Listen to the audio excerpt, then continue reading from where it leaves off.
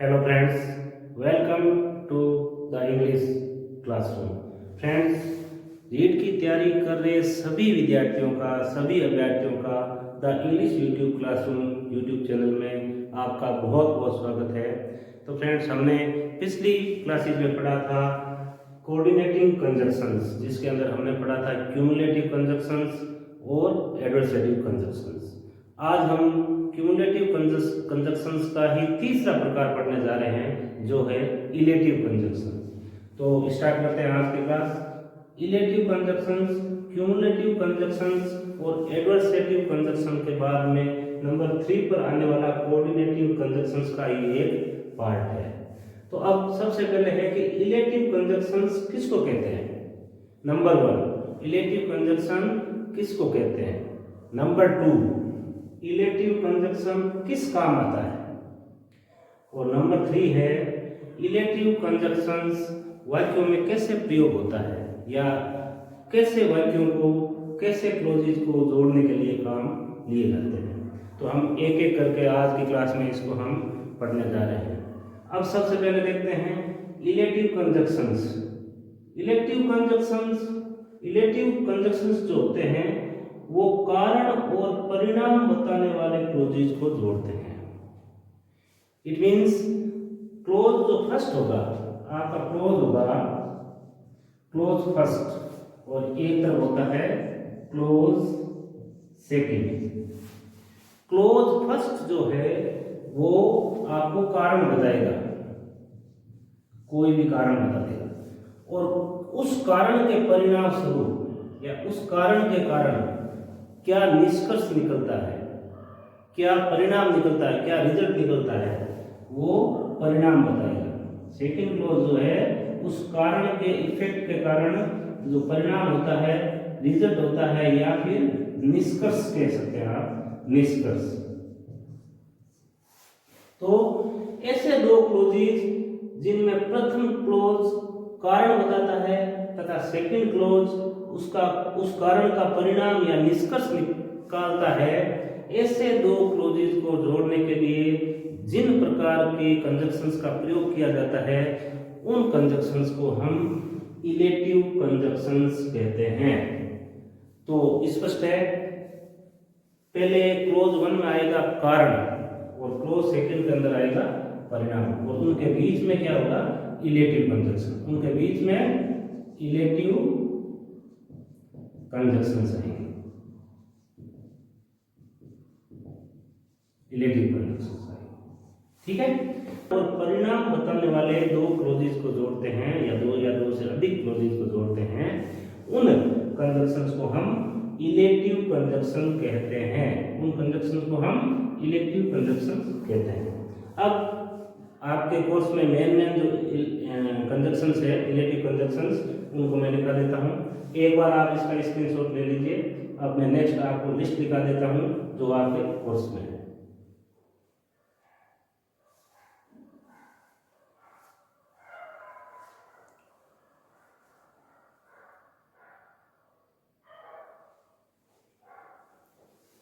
चलिए इसको मैं मिटा देता हूँ।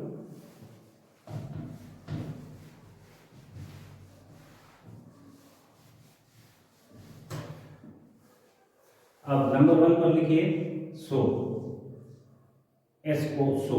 नंबर 2 पर लिखिए देयरफॉर,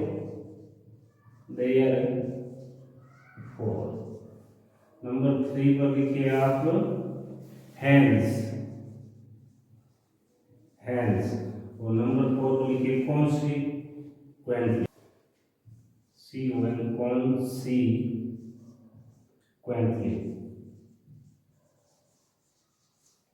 कॉन्सिक्वेंटली। ओके, नंबर 5 पर लिखिए,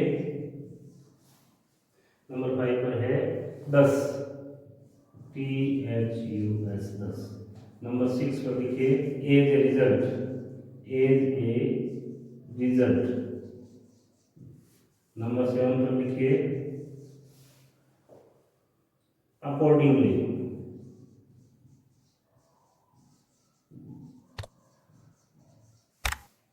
और नंबर 8 पर लिखिए for this reason.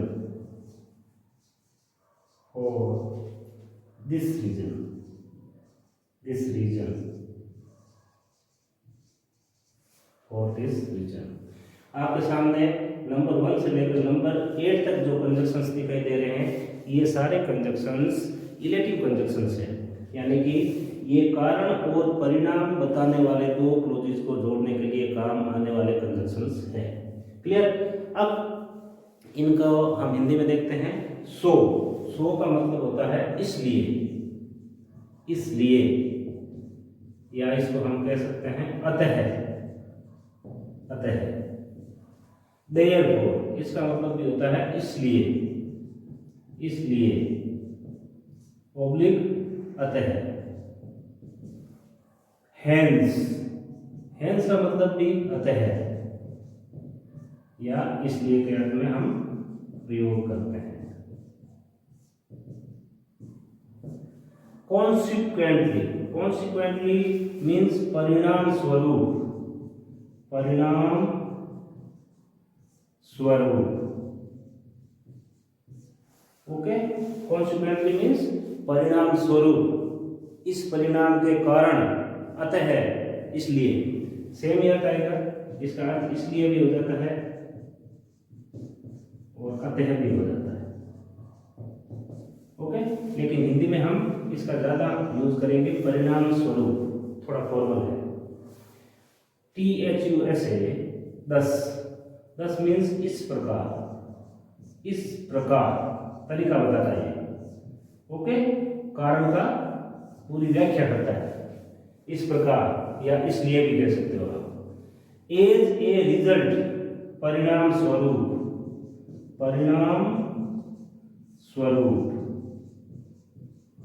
As a result means परिणाम स्वरूप। अकॉर्डिंगली, अकॉर्डिंगली, अकॉर्डिंगली मीन्स इस कारण से या तदनुसार, तदनुसार या इस कारण से, इस कारण, इस कारण, इस कारण या तदनुसार, एक ही बात है। For this reason, for this reason, इस कारण से, इस कारण से, इसको भी आप इस कारण से लिख लीजिए। फॉर दिस रीजन मीन्स इस कारण से। अकॉर्डिंगली, अकॉर्डिंगली मीन्स तदनुसार या इस कारण से। ओके, तो यहां पर आपके सामने जो इलेटिव कंजक्शंस दिए गए हैं, इनका हम हिंदी में कैसे अनुवाद करते हैं या हिंदी में कौन से अर्थ को लेकर हम वाक्य परिवर्तन करें, वाक्य को ट्रांसलेट करें। अब देखिए, कोई भी लैंग्वेज होती है उसका एकदम सेम टू सेम उसके सेंस को हम किसी भी भाषा में ट्रांसलेट नहीं कर सकते, केवल उसके नज़दीकी सेंस को या नज़दीकी मीनिंग को हम ले सकते हैं, एक्चुअल सेंस तो उस भाषा में होता है। फिर भी जब हम इन इंग्लिश के कंजक्शंस को हिंदी के अंदर ट्रांसलेट करते हैं तो नियर अबाउट जो अर्थ हिंदी में निकलता है, उन अर्थों को मैंने बोर्ड में आपके सामने लिख दिया है, तो आप इन अर्थों को याद कर सकते हैं।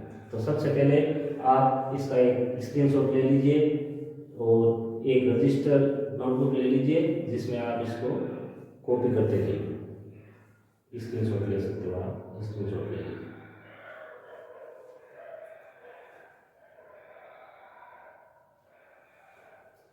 अब हम इसको मिटा देते हैं और एक एक करके हम वाक्यों में प्रयोग करते हैं, इसका प्रश्नों द्वारा समझते हैं। आपके सिलेबस में जिस प्रकार से पेपर में जो क्वेश्चंस आएंगे, उन क्वेश्चंस को हम करके देखते हैं ताकि आपके एग्जाम का पैटर्न का पता लग जाए और किस प्रकार के क्वेश्चन आते हैं वो क्वेश्चन हम अभी लाइव करते हैं।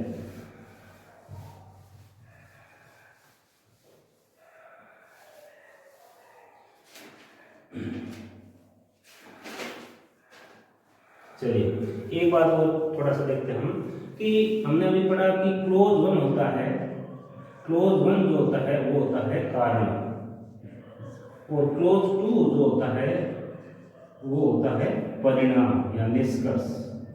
यही पढ़ा था। अब कारण या परिणाम जो होते हैं दो क्लोजेस के बीच में, उनके बीच में इलेटिव कंजक्शंस आते हैं। क्लियर? अब इलेटिव कंजक्शन जो होते हैं वो हमेशा परिणाम बताने वाले क्लोज से पहले आते हैं। आप लिख सकते हो इलेटिव कंजक्शंस, इलेटिव कंजक्शंस हमेशा परिणाम बताने वाले क्लोज से पहले आते हैं। परिणाम बताने वाले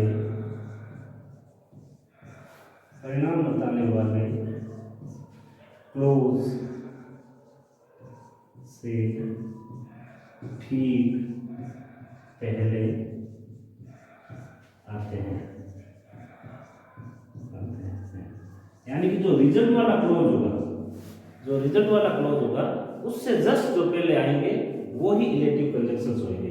इलेटिव कंजक्शंस का स्थान जो है वो हमेशा जो रिजल्ट वाला क्लोज है, जो परिणाम बताने वाला क्लोज है, उसके जस्ट पहले आएगा। क्लियर? चलिए अब हम एक एक करके क्वेश्चन करते हैं। इसका आप स्क्रीनशॉट ले सकते हैं समझने के लिए, इसको आप लिख सकते हैं, लिख लीजिए। चलिए अब हम चलते हैं अपने मॉक क्वेश्चन की तरफ।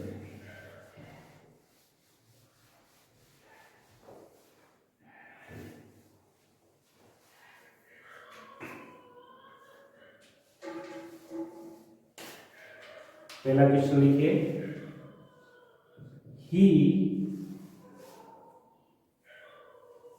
didn't study, did not study, he did not study, उसने पढ़ाई नहीं की, comma blank, he failed the exam, he failed in the exam,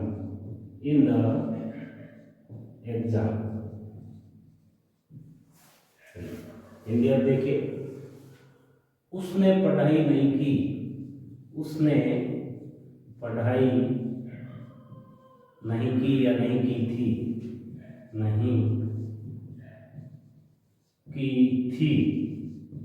नहीं की तक भी आप लिख सकते हैं, स्पेस रिक्त स्थान। He failed in the exam, वह परीक्षा में फेल हो गया, परीक्षा में फेल हो गया, असफल हो गया,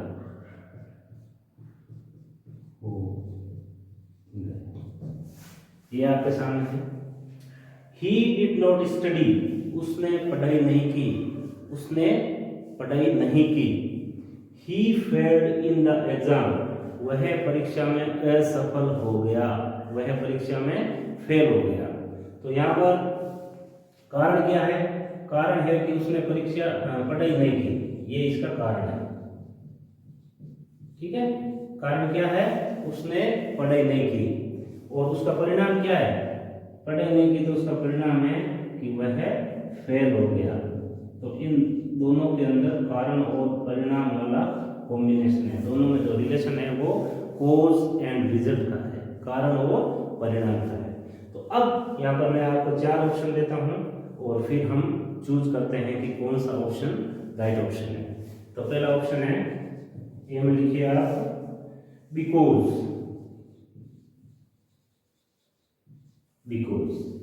बी में लिखिए therefore,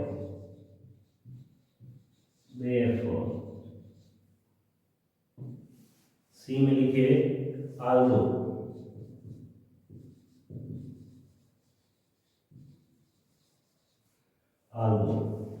और डी में लिखिए दो। ये 4 ऑप्शन है। हिंदी में इसका मतलब मैं अर्थ लिख देता हूँ, बिकॉज मीन्स क्योंकि, आल्दो मीन्स यद्यपि, हालांकि, हमने पढ़ा था पिछली क्लासेज में। अगर आपने पिछली क्लासेज नहीं देखी तो आप पिछली क्लासेज जरूर विजिट करें। अब देयरफॉर मीन्स इसलिए या परिणाम स्वरूप, परिणाम स्वरूप, परिणाम स्वरूप,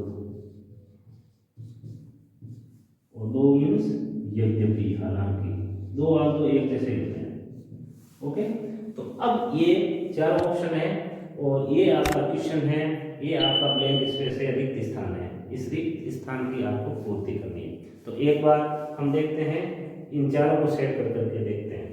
ही डिड नॉट स्टडी, उसने पढ़ाई नहीं की, because he fail in the exam, क्योंकि वह एग्जाम में फेल हो गया या फेल हो गया था। सेट नहीं बैठ रहा है, क्योंकि बिकॉज जो है वो कारण बताता है। ध्यान देना, यहाँ पर जो सेकंड क्लोज है वो परिणाम बताने वाला क्लोज है, वह फेल हो गया, और जो फर्स्ट क्लोज है वो कारण बता रहा है कि उसने पढ़ाई नहीं की, इस कारण से वह फेल हो गया। देखिए हिंदी में सीधा सा बता रहा है, इस कारण से, या परिणाम स्वरूप, या इसलिए, या अतः। अब यहाँ पर बिकॉज हम तब लगाते हैं जब ये सेकंड जो बिकॉज के बाद वाला जो आपका क्लोज है ये कारण बताता है, ये कारण बताता है, ये कारण वाले क्लोज से पहले बिकॉज आता है, न कि रिजल्ट वाले क्लोज से। क्लियर। अब नेक्स्ट है आल्दो, आल्दो मीन्स यद्यपि, हालांकि, तथापि, है ना, ये अर्थ होता है। तो ही डिड नॉट स्टडी, उसने पढ़ाई नहीं की, यद्यपि he failed in the exam, हालांकि वह एग्जाम में फेल हो गया। कोई सेंस नहीं निकलता है, वाक्य गलत लग रहा है, इसलिए ये भी नहीं हुआ, ये भी नहीं हुआ। अब नेक्स्ट लेते हैं दो, दो और दो तो एक जैसे ही हैं, इसलिए ये भी नहीं होगा। तो पीछे बचा आपका देयरफॉर, इसलिए, परिणाम स्वरूप, अतः, उसने पढ़ाई नहीं की, अतः, या परिणाम स्वरूप वह परीक्षा में फेल हो गया। क्लियर। तो right answer is B, therefore, therefore, therefore. Okay, तो ये आपका पहला क्वेश्चन क्लियर हो गया। राइट आंसर है देयरफॉर,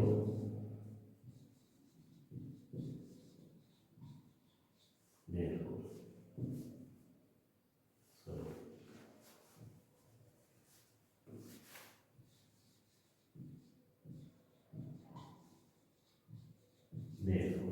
हिंदी में इसका मतलब होता है इसलिए, अतः, परिणाम स्वरूप। सारे अर्थ मिलते जुलते आपको लगेंगे, सभी जो कंजक्शंस है, इलेक्टिव कंजक्शंस है, उनके अर्थ आपको लगभग मिलते जुलते मिलेंगे, माइनर डिफरेंस होता है। और एक और आपको ऐसे क्वेश्चन मिलेंगे, तो आपको इलेक्टिव कंजक्शंस का क्वेश्चन आएगा अगर, तो आपको ऑप्शन के अंदर एक इलेक्टिव जो राइट ऑप्शन है वो आएगा, बाकी दूसरे तरीके के आएंगे। आपको इतना कठिन पेपर नहीं आएगा, इतना टफ पेपर नहीं आएगा, इसलिए आपको ज़्यादा दिक्कत नहीं आएगी। तो इसको आप एक बार नोट कर लीजिए। नेक्स्ट क्वेश्चन की तरफ चलते हैं।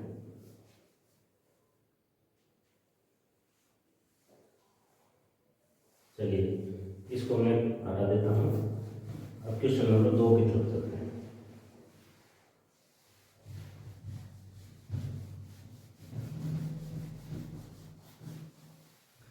Question number 2,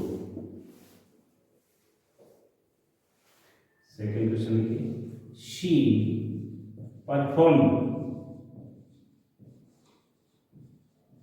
she performed well, she performed well, उसने बहुत अच्छा प्रदर्शन किया, परफॉर्मेंस दिया। She was promoted, she was promoted, she was promoted. Hindi अर्थ, हिंदी करते हैं इसमें, उसने, उसने अच्छा परफॉर्म, परफॉर्म मीन्स प्रदर्शन करना, उसने अच्छा प्रदर्शन किया। किसी भी क्षेत्र में जो परफॉर्मेंस करते हैं, अच्छा प्रदर्शन किया, पास्ट सिंपल है। साथ साथ में टेंस का भी पता करते रहे। सेकंड फॉर्म आई है, V2 आई है, सब्जेक्ट के बाद में सीधी V2 आई है, इसलिए सेकंड फॉर्म में पास्ट सिंपल। उसने अच्छा प्रदर्शन किया, रिक्त स्थान, she was promoted, was plus third form, was plus third form, passive voice है, पास्ट सिंपल का पैसिव वॉइस। टेंसेस का तो आपको नॉलेज होगा, अगर टेंसेस का नॉलेज नहीं है तो मैं साथ साथ थोड़ा बहुत आपको टेंसेस का भी बता देता हूँ कि was verb plus third form आती है तो वह पास्ट सिंपल का पैसिव वॉइस होता है। क्लियर? तो उसने सी वाज प्रमोटेड, उसका प्रमोशन किया गया, उसका प्रमोशन किया गया, उसका प्रमोशन किया गया, किया गया। ओके, तो अब देखो एक तरफ है उसने अच्छा प्रदर्शन किया और दूसरी तरफ है उसका रिजल्ट, उसका प्रमोशन किया गया। क्लियर? तो सबसे पहले तो आपको वाक्यों को पहचानना है कि ये वाक्य किस टाइप के हैं। पिछली वीडियोस में, पिछली क्लासेस में हमने पढ़ा था कि अगर दो क्लोज के अंदर कोई विशेष संबंध न हो, दोनों ही एक जैसे हो, सकारात्मक हो, समान अर्थ वाले हो, तो क्यूमुलेटिव कंजक्शन का प्रयोग करते हैं। और अगर वाक्यों में विपरीत अर्थ हो, एक का जस्ट उल्टा अर्थ है, विपरीत अर्थ है, विलोम है, तो फिर हम एडवर्सेटिव कंजक्शन का प्रयोग करते हैं। तो आप पिछली वीडियोस को जरूर देखें। और नंबर थर्ड आज चल रहा है रिलेटिव कंजक्शन, जिसमें फर्स्ट क्लोज जो होगा वो होगा कारण और सेकंड क्लोज जो होगा वो उस कारण का रिजल्ट, उस कारण का कंक्लूजन, निष्कर्ष। क्लियर? अब इसका ऑप्शन ले लेते हैं हम। ए लिखिए बट, बट हिंदी अर्थ होता है लेकिन, बट मीन्स लेकिन। ऑप्शन बी, ऑप्शन बी आप लिखिए बिकॉज, बिकॉज, बिकॉज मीन्स क्योंकि। ऑप्शन सी, ऑप्शन सी लिखिए दस,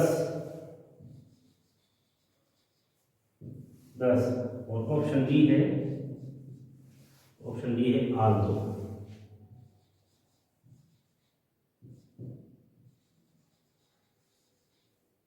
आल्सो। दस मीन्स इस प्रकार, इस प्रकार, इस तरीके से। और आल्सो मीन्स हालांकि, यद्यपि। ओके, ऐसा होने के बावजूद भी, इस टाइप का अर्थ निकलता है। तो आप सेट कीजिए वाक्य को। ये जो कंजक्शंस है इन चारों को एक एक करके यहाँ रख कर देखते हैं कौन सा वाक्य का अर्थ सबसे सुटेबल लगता है। She performed well but she was promoted. But हमेशा विपरीत अर्थ वाले वाक्य में आता है, बट आएगा नहीं, क्योंकि उसका प्रमोशन किया गया, इसलिए उसने अच्छा प्रदर्शन किया क्योंकि उसका प्रमोशन किया गया। कोई सेंस नहीं है वाक्य का। सेकंड है उसने अच्छा प्रदर्शन किया, उसका प्रमोशन किया गया क्योंकि उसका प्रमोशन किया गया। तो मैंने आपको बताया था कि बिकॉज के बाद में हमेशा कारण बताने वाला क्लोज आता है, न कि उसका रिजल्ट बताने वाला क्लोज। क्लियर? यहाँ अगर वाक्य ऐसे होता she was promoted because she performed well, तो बिल्कुल बिकॉज आता, क्योंकि बिकॉज हमेशा कारण बताने वाले वाक्य के पहले आता है। बिकॉज कब आएगा? जब कोई वाक्य कारण बताता है। जो क्लोज, यहाँ वाक्य का मैं जो शब्द वाक्य बोल रहा हूँ उसका आप अर्थ क्लोज समझे। जो क्लोज कारण बताता है उससे पहले बिकॉज आता है, और जो क्लोज रिजल्ट बताता है, कंक्लूजन बताता है, उसका निष्कर्ष बताता है, उससे पहले हमेशा जो रिलेटिव कंजक्शंस है वो आते हैं, नहीं कि बिकॉज। तो बिकॉज क्या बताता है? बिकॉज कारण बताता है। बिकॉज कारण बताने वाले वाक्यों से या क्लोजेस से पहले आता है, तो ये भी नहीं आएगा, क्योंकि अपना जो यहाँ रिक्त स्थान है उसके बाद में तो रिजल्ट बताने वाला क्लोज है। क्लियर? अब सी में है 10, 10 मीन्स इस प्रकार या इसलिए या अतः। और चौथा है आल्दो, हालांकि। She performed well although she was promoted. तो उसने अच्छा प्रदर्शन किया हालांकि उसका प्रमोशन किया गया। तो यहाँ पर भी कोई सेंस नहीं है, तो आल्दो भी नहीं आएगा। तो 10, अभी हमने पिछले 1 से लेकर 8 तक जो लिस्ट था उस लिस्ट में 10 मीन्स इस प्रकार, है ना? उसने अच्छा प्रदर्शन किया इस प्रकार या इसलिए या अतः उसका प्रमोशन किया गया। क्लियर? तो right answer 10, C is right answer 10। और हिंदी अर्थ होता है इस प्रकार, इस प्रकार। चलिए इसका स्क्रीनशॉट ले लीजिए।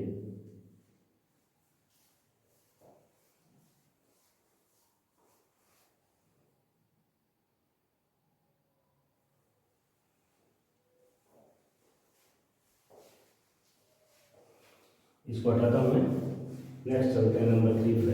अब थोड़ा फास्ट चलते हैं क्योंकि आपको इसका पैटर्न समझ में आ गया, इसकी वाक्य रचना समझ में आ गई। अब हम थोड़ा फास्ट करते हैं, 2-4 उदाहरण ले लेते हैं। देखिए, the road was closed, the road was closed, the road was closed, we took a detour, we took a detour, we took a detour। detour means जो हमने रास्ता चुना है, जो हमारा टूर है, जिस रास्ते से हमारी प्लानिंग है जाने की, उस रास्ते को न चुनकर हमें किसी कारणवश दूसरा रास्ता चुनना पड़े, दूसरा टूर चुनना पड़े। ठीक है, उस वैकल्पिक रास्ते को हम डिटूर कहते हैं। यानी कि टूर मीन्स यात्रा करना किसी निश्चित रास्ते से, डिटूर मीन्स उस रास्ते में परिवर्तन करना, उसकी दिशा में परिवर्तन करना, उसको हम बोलते हैं डिटूर।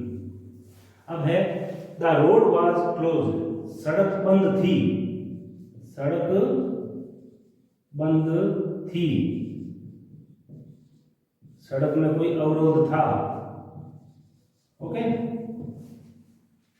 सो इसलिए वी टुक ए डिटूर, हमने अपना रास्ता बदला, हमने रास्ता बदला, रास्ता बदला, हमने रास्ते को डिटूर किया। सड़क बंद थी इसलिए हमने रास्ता बदला या दूसरे रास्ते को चुना, एक ही बात है। तो सड़क बंद थी, तो ये क्या है, कारण बताने वाला क्लोज। ये क्लोज फर्स्ट हो गया, इसको हम रीजन क्लोज, रीजन क्लोज है, और ये रिजल्ट क्लोज है। ये रिजल्ट वाला है और ये रीजन, ये रीजन है। क्लियर? तो ये कारण बताने वाला और ये उसका निष्कर्ष या परिणाम बताने वाला।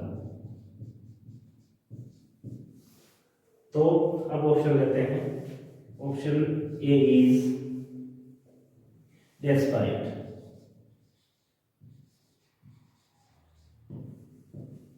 ऑप्शन बी इज हैंड्स,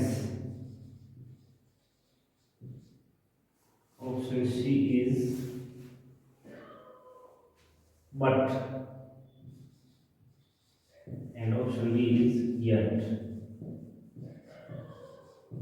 ये 4 ऑप्शन है। हिंदी अर्थ में बता देता हूँ, डेस्पाइट के बावजूद, के बावजूद। और मैंने आपको पिछली क्लास में बताया था, डेस्पाइट कंजक्शन नहीं है, डेस्पाइट एक प्रीपोजिशन है। ठीक है, हाँ, मैंने इसको उदाहरण द्वारा भी बताया था, तो आप पिछली वीडियो को जरूर देखें। हेंस, हेंस का मतलब होता है इसलिए, अतः, इसलिए ओब्लिक अतः। येट और बट दोनों का मतलब होता है लेकिन।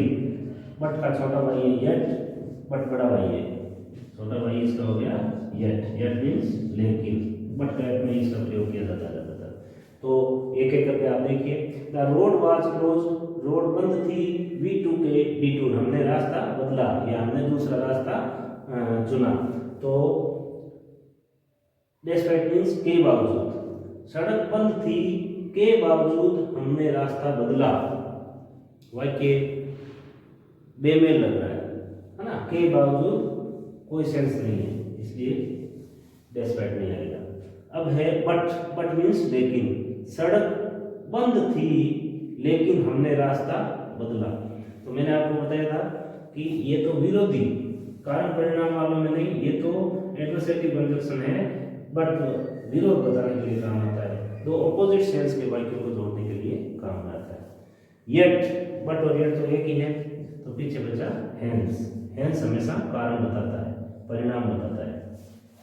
कारण और परिणाम के बीच में हेंस एक ग्लू का काम करता है, गोंद की तरह काम करता है, जो दोनों वाक्यों को चिपका देता है। क्लियर? तो ये सारे जो कंजक्शंस होते हैं ये क्या होते हैं, ये गोंद की तरह होते हैं, ये फेविकोल होते हैं, एक दूसरे क्लोजेस को जोड़ देते हैं। अब किन किन प्रकार के क्लोजेस को जोड़ते हैं बस हम वही पढ़ रहे हैं। अब है तो इसका राइट आंसर आ गया हेंस, बी। हेंस मीन्स इस प्रकार, इस प्रकार। चलिए इसको नोट कर लीजिए।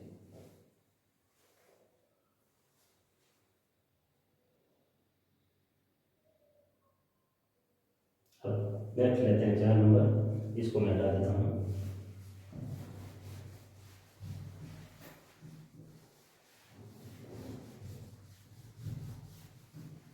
नंबर 4 है it rain heavily. It ran heavily. It ran heavily, भारी बरसात थी। The match was cancelled. The match was cancelled. Match cancel कर दिया गया। The match was cancelled. It ran heavily, भारी बरसात थी, बहुत तेज बरसात थी, भारी बरसात या बारिश थी। ओके, रिक्त स्थान। The match was cancelled. इधर देखिए V2 सेकंड फॉर्म हमारी है rain, rain and past simple, और इधर है पास्ट सिंपल का passive voice was plus third form V3। तो वाज हेल्पिंग वर्ब और क्रिया की तीसरी form V third past participle कब आता है, पास्ट सिंपल के पैसिव वॉइस में। और पैसिव वॉइस किसे कहते हैं, पैसिव वॉइस ऐसे वाक्यों को कहते हैं या ऐसे क्लोजेस को कहते हैं जिसमें ऑब्जेक्ट सब्जेक्ट के स्थान पर आ जाता है और सब्जेक्ट ऑब्जेक्ट के स्थान पर चला जाता है। ओके, तो यहाँ पर मैच रद्द कर दिया गया, रद्द कर दिया गया या गया था। क्लियर? तो ये कारण था, कारण क्या था कि बरसात आ गई थी, बहुत तेज बरसात आ गई थी, और उसका परिणाम क्या हुआ, उसका रिजल्ट क्या हुआ, मैच रद्द हो गया, मैच को रद्द कर दिया गया। तो कारण और परिणाम बताने वाले दोनों क्लोजेज है ना, तो कारण और परिणाम बताने वाले जो क्लोजेज है उनको जोड़ता कौन है, इलेक्टिव कंजक्शन। चलिए अब हम देखते हैं option A, consequently. Consequently.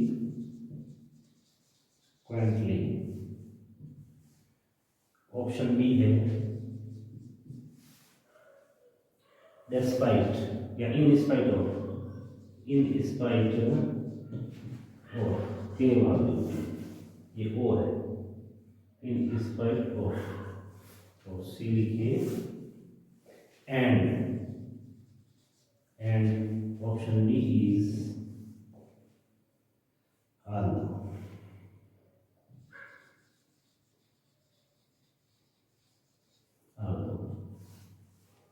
Hindi earth consequently, परिणाम स्वरूप, इसका अर्थ होता है परिणाम स्वरूप।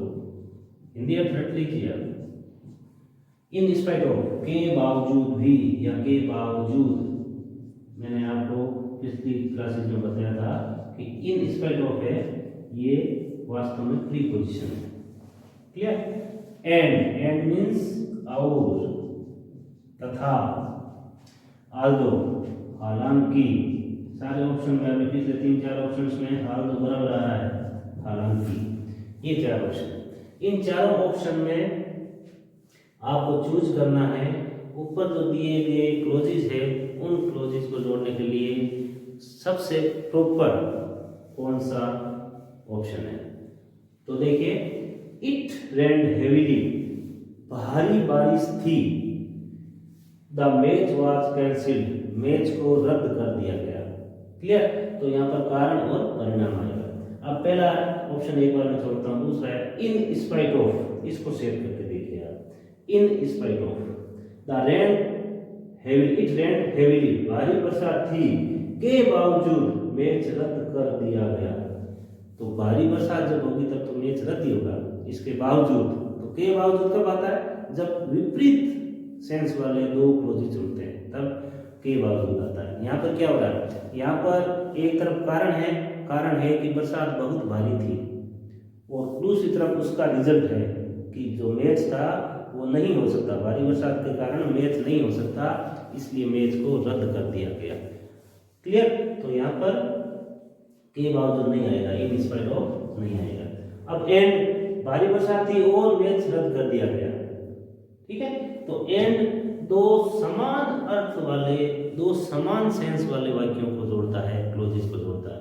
यहाँ पर मैच होना, भारी बरसात थी और मैच रद्द हो गया, तो ये तो स्वाभाविक है, ये तो स्वाभाविक है, इसमें कोई विपरीत या विरोधी अर्थ नहीं है, इसलिए एंड नहीं आएगा, ना ही कोई एग्जैक्ट समान अर्थ है।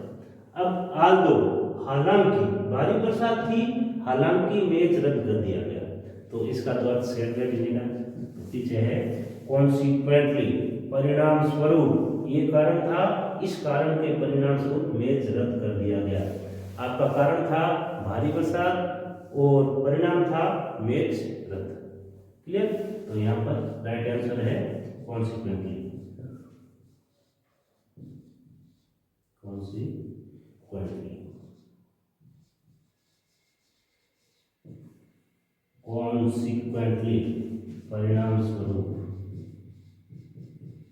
परिणाम स्वरूप, ये राइट आंसर। नोट कर लीजिए इसको।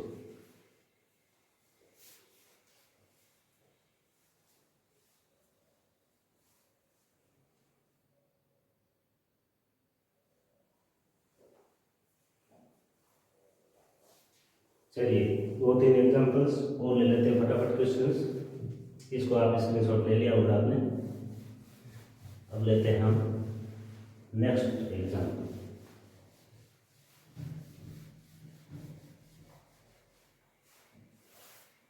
नेक्स्ट है ही मिस्ड द बस, he missed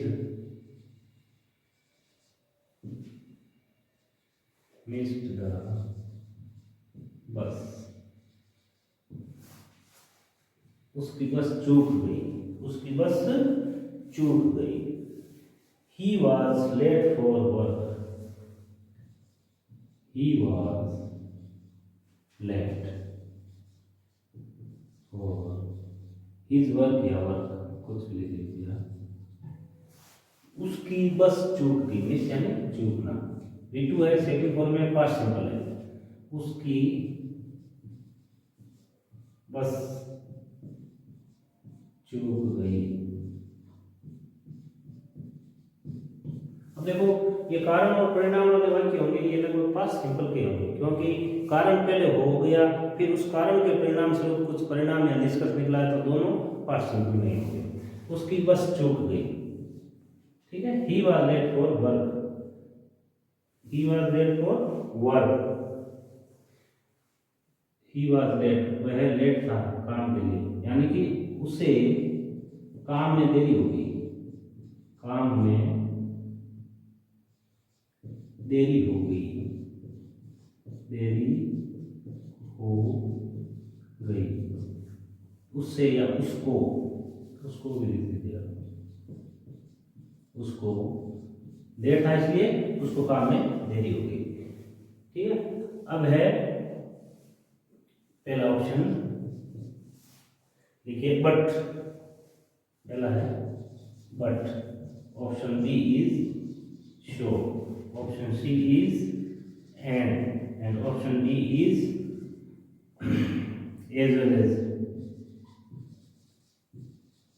as well as. चलिए, अब हमने चार चार मॉक टेस्ट कर लिए हैं, चार क्वेश्चंस कर लिए हैं। अब मैं आपको देता हूँ, आप गेस करके इसका राइट आंसर ढूंढिए और उस राइट आंसर को कमेंट बॉक्स में लिख के मेरे को भेजिए। तो आप इसको राइट आंसर ढूंढिए।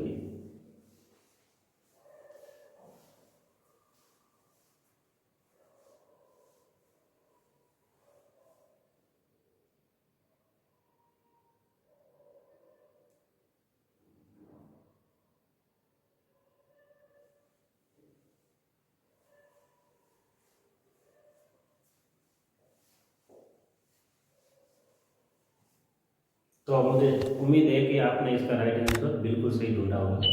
अब हम मिलकर इसको कर लेते हैं, और आपने जो भी आंसर ढूंढा है उसको कमेंट बॉक्स में आप एक बार लिख कर जरूर भेजें। चलिए अब चेक करते हैं इसको। सबसे पहले बट लगाते हैं। बट मीन्स लेकिन। He missed the bus but he was late for work. उसकी बस चूक गई लेकिन उसको काम में देरी हो गई। तो पिछले बहुत सारे उदाहरण में हमने देखा है कि बट ऐसे वाक्य में नहीं आता, क्योंकि बट हमेशा कारण बताने वाले वाक्य से पहले आता है। क्लियर। अब दूसरा है सो। सो मीन्स इसलिए। सो मीन्स इसलिए। एंड मीन्स और, एज वेल एज मीन्स के साथ साथ। क्यूमुलेटिव कंजक्शंस में हमने पढ़ा था पिछली वीडियोस में, आप देख सकते हैं क्यूमुलेटिव कंजक्शन के बारे में बहुत ही अच्छा वीडियो मैंने बनाया था पूरा डिटेल से, लगभग 1 घंटे का वीडियो है, तो आप उसको जरूर देखें। As well as cumulative conjunction से जिसका अर्थ होता है के साथ साथ, और एंड मीन्स और। तो यहाँ बट नहीं आएगा, एंड नहीं आएगा, क्योंकि एंड दो समान अर्थ वाले वाक्यों को जोड़ता है। ठीक, एंड क्यूमुलेटिव कंजक्शन है। तो यहाँ पर एक कारण है, एक परिणाम है, एक तरफ कोज है, दूसरी तरफ रिजल्ट है।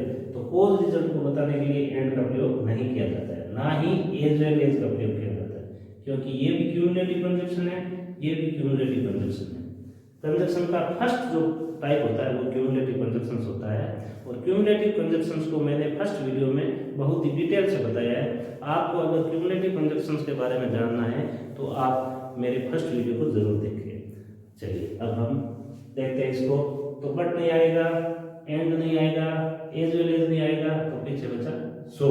सो मीन्स इसलिए, और ये हमेशा कारण और परिणाम बताने वाले क्लोज को जोड़ने के लिए काम आता है, इसलिए ये रिलेटिव कंजक्शन है। तो राइट आंसर इज बी, सो, इसलिए।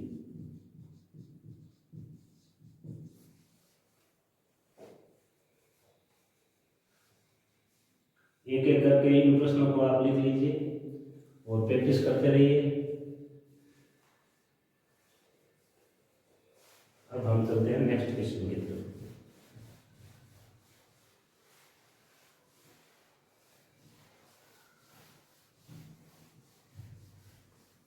क्वेश्चन नंबर 6 है। 6 लिखिए आप। She was hungry.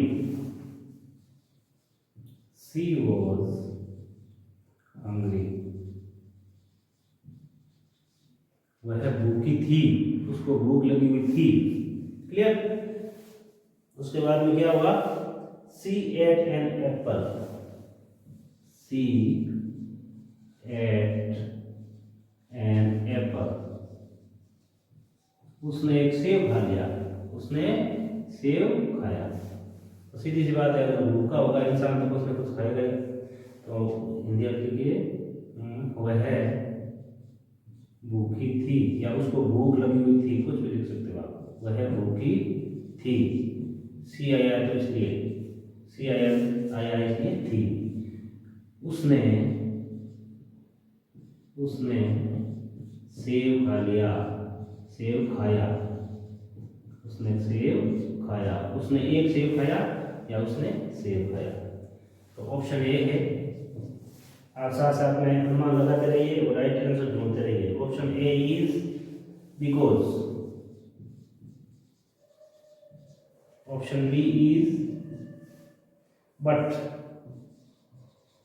Option C is yet, and option D is in addition to.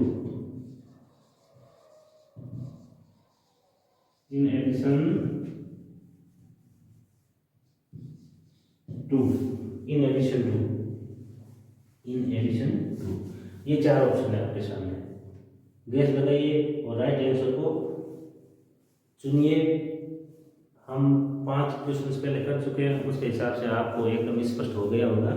इसका राइट आंसर आप कमेंट बॉक्स में लिखकर जरूर भेजें। चलिए देखिए,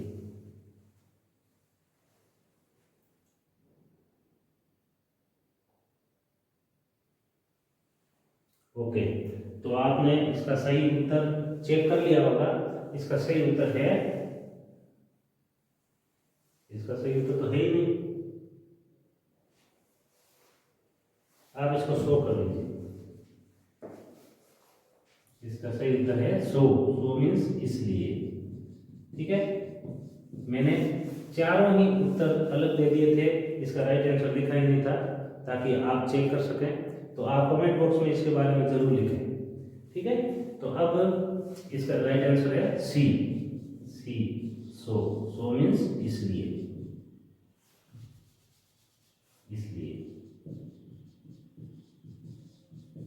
ओके, अब मैं आपको फ्रेंड्स, क्योंकि आप तैयारी कर रहे हैं, कितनी तैयारी कर रहे हैं और जो आप क्लास अटेंड कर रहे हैं वो किस एकाग्रता के साथ, किस कंसंट्रेशन के साथ वो क्लास अटेंड कर रहे हैं, क्योंकि सारा मामला ही आपकी एकाग्रता का है, आपकी कंसंट्रेशन का है। अगर आप कोई भी विषय वस्तु, कोई भी सब्जेक्ट मैटर, कोई भी लैंग्वेज, कोई भी वोकेब्स या कोई भी कंसेप्ट पढ़ रहे हैं, तो आपकी कंसंट्रेशन 100% उस पर फोकस होना चाहिए।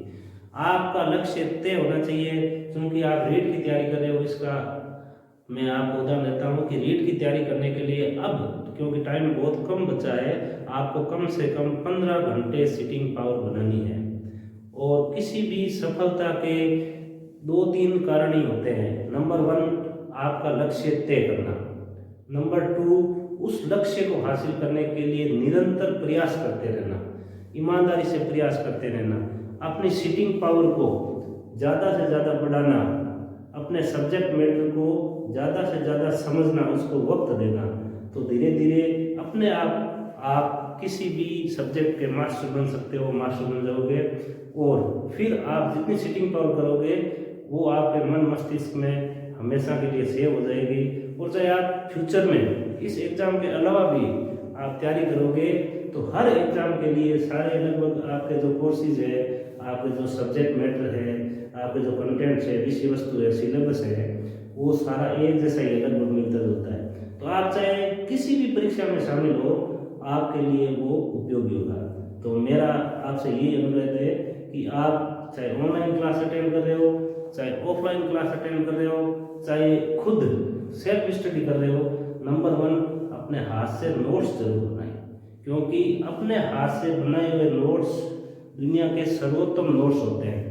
उन नोट्स को दोबारा देखते ही हमें समझ में आ जाता है, हमें याददाश्त आ जाती है, हमारा खुद का तरीका होता है। इसलिए हमेशा अपना नोट्स बनाते रहिए। और कहीं से भी आप ज्ञान कहीं से भी ले लीजिए। अगर आपके काम की चीज़ लगती है तो चाहे आप किसी भी सोर्स हो, कोई भी सोर्स हो ज्ञान का, आप उनसे ले सकते हैं। और अपनी पढ़ाई के बारे में हमेशा जागरूक रहे, हमेशा सजग रहे और 100% लक्ष्य हासिल करने का प्रयास करते रहे। मेरी पूर्ण आशा है मुझे कि आप 100% अपने लक्ष्य को पूरा करोगे। तो बस आज अब मैं आपको अंत में 2 क्वेश्चन देता हूँ।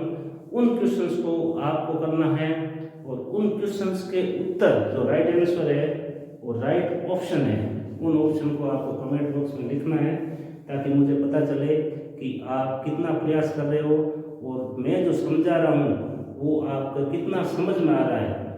क्लियर? तो अब 2 क्वेश्चन आप होमवर्क के रूप में ले लीजिए। मैं आपको 2 क्वेश्चन नोट करवा देता हूँ।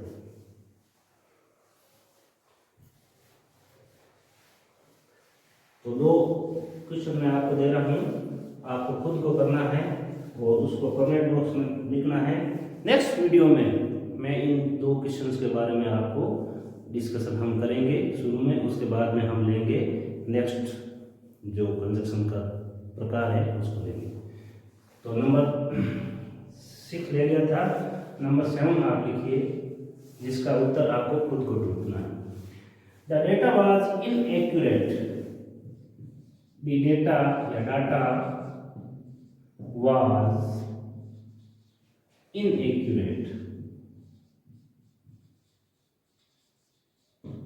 The data was inaccurate. The result was invalid. The result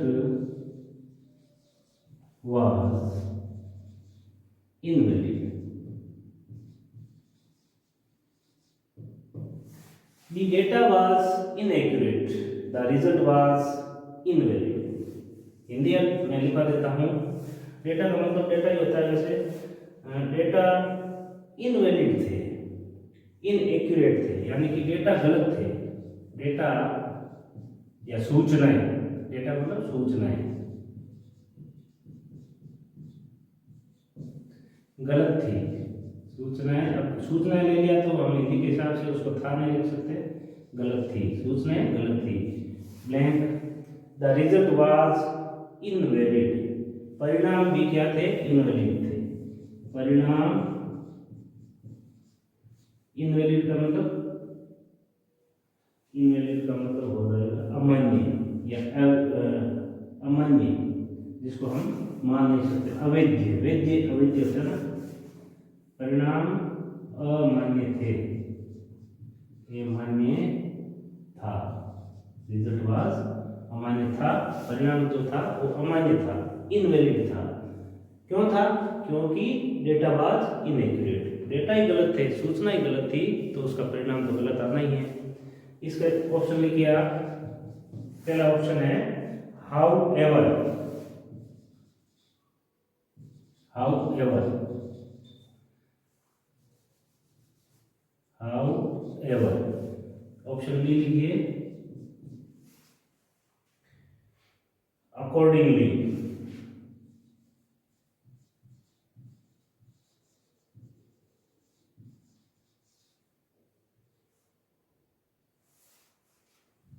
accordingly. Although और येट. सी है येट और डी है, डी को आप लिखिए, आप डी लिखिए इन स्पाइट ऑफ. ये आप क्वेश्चन नोट कर लीजिए, इसका स्क्रीनशॉट ले लीजिए, अपनी नोटबुक में आप नोट कर लीजिए. फिर आपको गेस करना है, आपको फाइंड आउट करना है.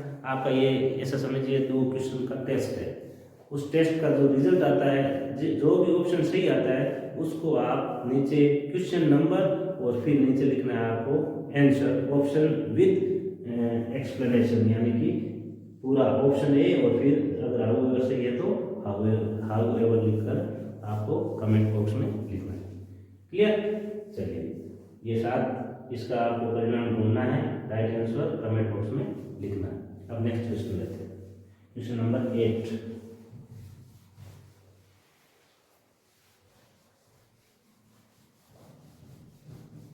क्वेश्चन नंबर 8 लिखो आप. The cost was too high. The cost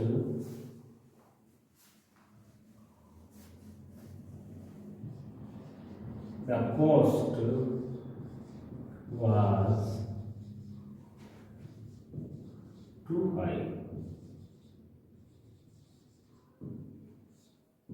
cost बहुत, यहाँ टू का मतलब बहुत है, यहाँ टू का मतलब बहुत, हद से ज्यादा. Too high. The cost was too high. We declined the offer. We declined the offer.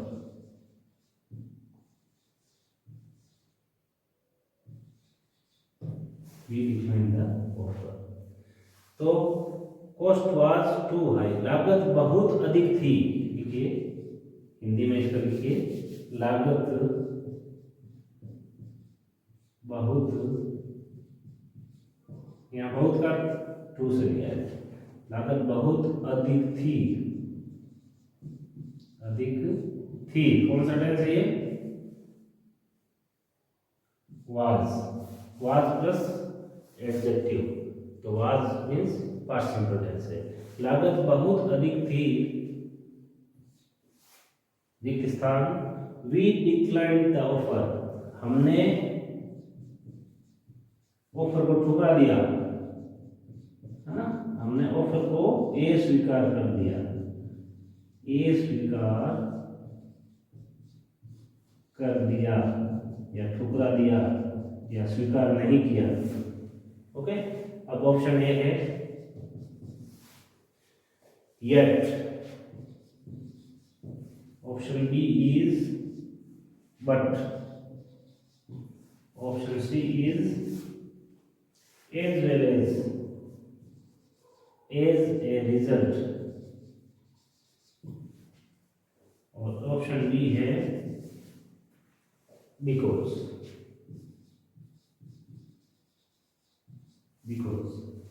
Yet लेकिन, बट लेकिन, एज ए रिजल्ट परिणाम स्वरूप, बिकॉज क्योंकि।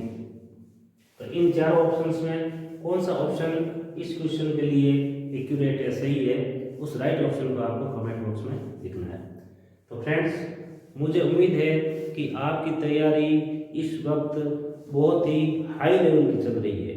चाहे कोई भी सब्जेक्ट हो, आप, मुझे उम्मीद है कि लगभग 15 घंटा से अधिक प्रतिदिन अपना समय रीट एग्जाम को क्रैक करने के लिए दे रहे हैं। और अगर आप ऐसे ही पढ़ते रहें, निरंतर आप ऐसे ही अपने विषय को एकाग्र होकर पढ़ते रहे, तो 100% आप अपने लक्ष्य की प्राप्ति को पूरा करोगे, ये मेरा विश्वास है।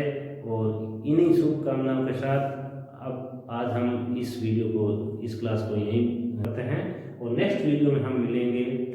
उस वीडियो में हम जो 4th टाइप ऑफ कंजक्शन है उसको पढ़ेंगे। तो आज के लिए बस इतना ही। शुभ रात्रि, थैंक यू, नमस्कार।